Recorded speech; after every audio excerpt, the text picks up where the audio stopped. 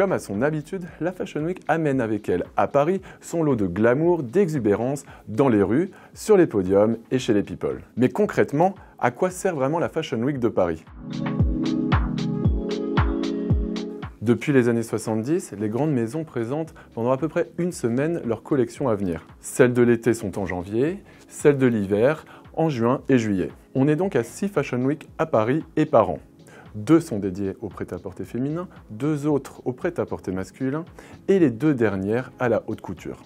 Ces 2 dernières sont principalement destinées aux clients fortunés de la marque et à démontrer la créativité et le savoir-faire de la maison.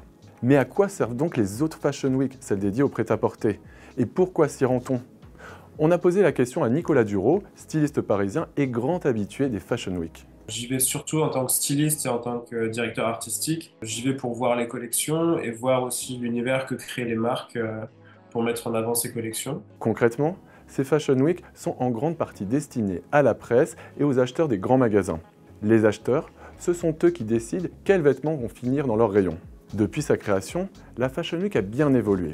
D'abord en petit comité, les défilés sont devenus des événements très médiatisés à partir des années 80. Certains pouvaient durer jusqu'à 40 minutes, là où aujourd'hui la plupart des défilés durent entre 12 et 14 minutes, montre en main.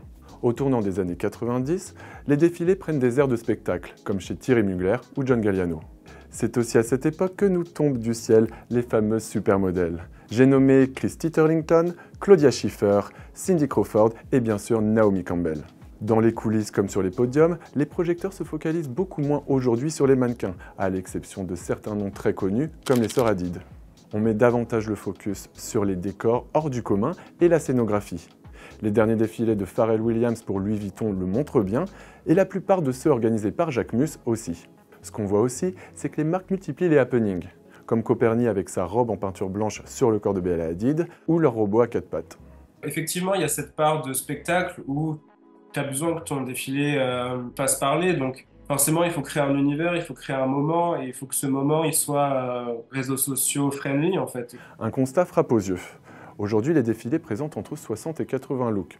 Là où il y a 30 ans, il y en avait plus d'une centaine. Les vêtements sont-ils devenus accessoires de la Fashion Week ? Je pense qu'il y a pas mal de pirouettes qui sont créées aujourd'hui pour un peu appâter les regards, mais je pense que les vêtements restent encore aujourd'hui hyper importants et on retrouve encore beaucoup de les nouvelles tendances dans les défilés. Et ils créent presque une campagne en fait. Quand tu crées ton défilé, tu crées ton moment et tu le produis comme si tu faisais une campagne. Et les stars en font partie intégrante. Chaque venue de Kylie Jenner à la Fashion Week est un événement, celle de Doja Cat aussi. Et je ne vous parle même pas des Blackpink. Alors, à choisir, qui faut-il avoir à son défilé? Beyoncé ou Kim Kardashian?